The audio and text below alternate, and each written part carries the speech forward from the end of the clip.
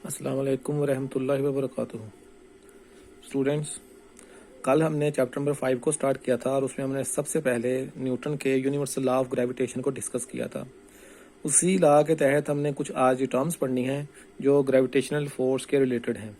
तो जैसे हम रिकॉल करें ज़रा, जो हमने प्रीवियस लेक्चर में न्यूटन लॉ ऑफ ग्रेविटेशन पढ़ा था, उसमें हमने यही देखा था कि कायनात यानी कि यूनिवर्स के अंदर हर जिस्म दूसरे जिस्म को एक ऐसी फोर्स के तहत खींचता है, एक ऐसी फोर्स के तहत खींचता है जो फोर्स उनके मासिस के प्रोडक्ट के डायरेक्टली प्रोपोर्शनल होती है और वो फोर्स उनके दरमियान डिस्टेंस के स्केयर के इन्वर्सली प्रोपोर्शनल होती है।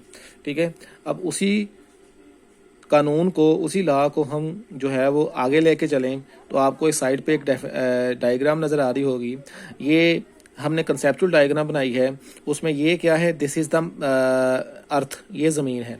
ठीक है, ये ज़मीन है और ये ज़मीन के ऊपर कोई ऑब्जेक्ट है, समझ लें कोई ऑब्जेक्ट है, या आप कह लें आर्टिफिशियल सैटेलाइट है, कोई सियारा है जो कि इसके इर्द गिर्द मूव कर रहा है, या कोई भी ऐसी चीज़ है जो सरफेस के ऊपर है।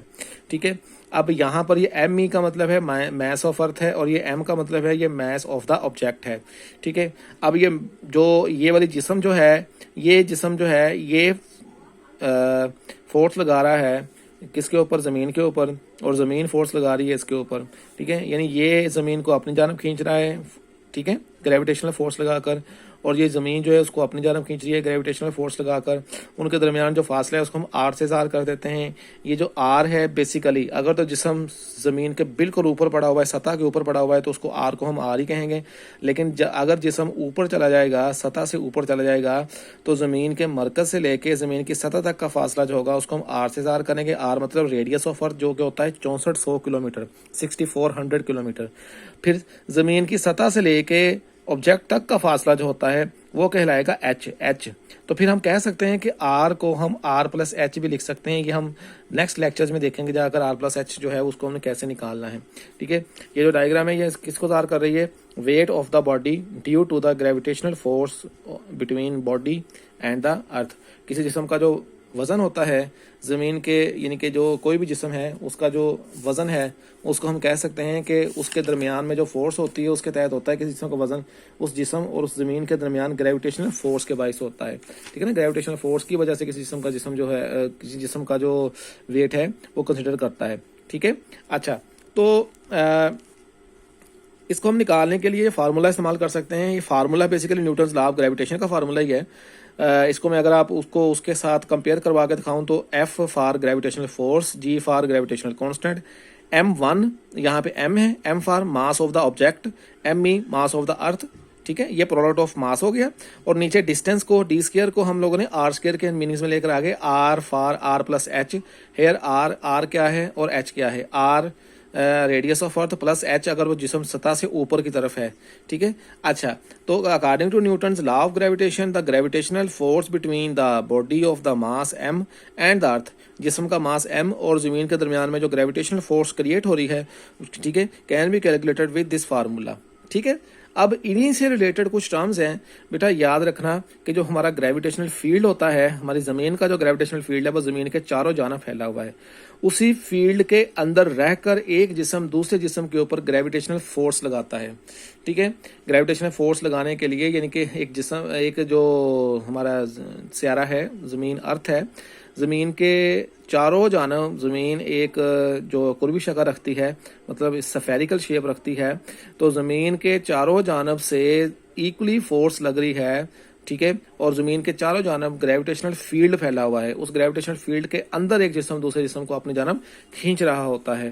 ठीक है, तो ग्रेविटेशनल फील्ड को फिर हम क्या कहेंगे, ग्रेविटेशनल फील्ड की हम जो डेफिनेशन है वो कह सकते हैं, the field in a region in a space where a particle experiences gravitational force, यानी कि ग्रेविटेशनल फील्ड एक ऐसा रीजन है, खला के अंदर एक ऐसा रीजन है जहां पर एक जिस्म दूसरे जिस्म के ऊपर ग्रेविटेशनल फोर्स को अप्लाई करता है, ग्रेविटेशनल फोर्स लगाता है। ठीक है, तो इसको हम क्या क्या कहते हैं, इसको हम ग्रेविटेशनल फील्ड कहते हैं। ग्रेविटेशनल फील्ड, ग्रेविटेशनल का मैदान, जिसके अंदर रहकर, ग्रेविटेशनल फील्ड के अंदर रहकर जिसम एक दूसरे को आपस में खींच रहे होते हैं। ठीक है, this is the conceptual diagram of gravitational field. For that gravitational field around the, ये आप देख सकते हैं, gravitational field around the earth is toward the centre. हर जानब से ग्रेविटेशनल फोर्स जो लग रही है वो हर चीज को जमीन के मरकज की जानब खींच रही है। ये जमीन का मरकज है, जहां पर इसका मास ME को हम लिख देते हैं। ठीक है, हर चीज, अब यहां से अगर ग्रेविटेशनल फील्ड लग रही है तो उसका मरकज जमीन के जो है वो, उसका मरकज जो है, उसका जो उसकी डायरेक्शन है जमीन के मरकज की जानब है। यहां से अगर ग्रेविटेशनल फोर्स लग रही है तो उसका भी, यहां से लग रही है तो इसका भी, यानी हर ग्रेविटेशनल फोर्स का जो की डायरेक्शन है towards the centre of the अर्थ। तो इसका मतलब ये हुआ कि ग्रेविटेशनल फील्ड जो है वो स्प्रेड ऑल अराउंड द अर्थ, तमाम जमीन के तमाम जानब फैला हुआ है। ठीक है, तो उसकी डेफिनेशन मैंने आपको बता दी है। The gravitational pull, the field in a region in a space where a particle experience a gravitational force. एक ये टर्म हो गई। ठीक है, पहले ग्रेविटेशनल फील्ड, फील्ड के बाद फील्ड फोर्स। देखें, ग्रेविटेशनल फील्ड के बाद हम बात करेंगे फील्ड फोर्स के मतलब। फील्ड फोर्स के मतलब बात करने से पहले आप इस दो लफ्जों पे गौर करें, फील्ड एंड फोर्स। फील्ड मतलब मैदान, फोर्स मतलब फोर्स, यानी कि मैदान के अंदर रहकर जो फोर्स लगती है, field force. Gravitational field, field होगा, उसके अंदर लगने वाली फोर्स फील्ड फोर्स होगी। ठीक है, तो ये इसकी डेफिनेशन हम क्या लिखेंगे, देखिए बेटा, the gravitational pull of the earth. ठीक है, the gravitational pull of the earth acting on the body whether the body in contact with earth or not। gravitational pull of the earth, ऐसी force, gravitational pull of the earth का मतलब जमीन की जानब खींचने वाली, जमीन के मरकज की जानब खींचने वाली ऐसी फोर्स जिसमें जिसम चाहे जमीन की सरफेस के ऊपर पड़ा है या नहीं पड़ा, वो फोर्स फील्ड फोर्स कहलाती है। क्योंकि जमीन जो ग्रेविटेशनल फील्ड है वो जमीन के चारों तरफ फैला हुआ है। ठीक है, जमीन के चारों तरफ फैला हुआ है। ठीक है, और इसी फील्ड के अंदर जो फोर्स लगती है वो फील्ड फोर्स ही कहलाएगी। ग्रेविटेशनल फील्ड फोर्स जो है, या ग्रेविटेशनल जहाँ सिर्फ फील्ड फोर्स है, वो फोर्स चारों जानब से जिस्म के ऊपर लग रही होती है। इसकी एक आम सी मिसाल मैं आपको देता हूँ। मिसाल के तौर पे ऊपर की तरफ फेंकेंगे जिस्मों की स्पीड कम होती जाती है। उसकी वजह क्या है, क्योंकि फील्ड फोर्स किसी भी जिस्म को ज़मीन के मरकज़ की जानब जो है वो खींचता है। तो ज़मीन की जो, ज़मीन से अगर आप मुखालफ सिमत में, यानी ग्रेविटी के मुखालफ सिमत में आप किसी भी जिस्म को फेंकेंगे तो वो जिस्म की जो स्पीड है वो आस्ता आस्ता, आप कोई भी चीज़ हम ऊपर की तरफ फेंकते हैं तो उसकी स्पीड कम क्यों होती है, क्योंकि जिस्म ग्रेविटी के तहत ज़मीन के मरकज़ की जानब खींचा चला जाता है। ठीक है, इस वजह से ऊपर जाते वो उसके खिलाफ मज़ाहमत करते हुए थोड़ा सा फासला तय करता है तो उसकी स्पीड कम से कम होती जाती है। इसी तरीके से वापसी पर उसकी स्पीड बढ़ती चली जाती है। उसकी वजह भी यही है, ये ज़मीन की उस ग्रेविटेशनल फोर्स के बाइस है जो इस जिस्म पे अमल कर रही है और उसको सेंटर की जानब खींच रही है। ठीक है, ख्वा जिस्म जो है वो ज़मीन के साथ मुत्सिल है या नहीं है। ठीक है, यानी कि जिस्म चाहे वो ज़मीन के साथ मुत्सिल है या नहीं है, लेकिन यानी पढ़ा था हमने, whether the body in contact with the earth और नॉट, चाहे वो जिस्म के ज़मीन, यानी कि चाहे जिस्म ज़मीन की सरफेस के ऊपर पड़ा हुआ है या नहीं है। यानी कि ये अगर हम डायग्राम देखें तो इस डायग्राम में अगर आप देखें कि हो सकता है कि जिस्म जो है वो ज़मीन की सरफेस के ऊपर पड़ा हुआ हो सकता है वो हवा में मुअल्लक हो, चाहे वो ज़मीन के ऊपर सतह के ऊपर पड़ा हुआ है, चाहे वो ज़मीन की सतह के ऊपर नहीं पड़ा हुआ, हवा में है, तो तब भी जो फील्ड फोर्स है वो उसको ग्रेविटेशनल फील्ड के अंदर जो है वो ज़मीन के मरकज़ जानब उसको खींच रही होती है। ठीक है, अच्छा, उसके बाद हम बात करते हैं कि वो कितनी स्ट्रेंथ से खींच रही होती है। इसको हम कहेंगे ग्रेविटेशनल फील्ड की स्ट्रेंथ। ग्रेविटेशनल फील्ड की स्ट्रेंथ का नाम देंगे।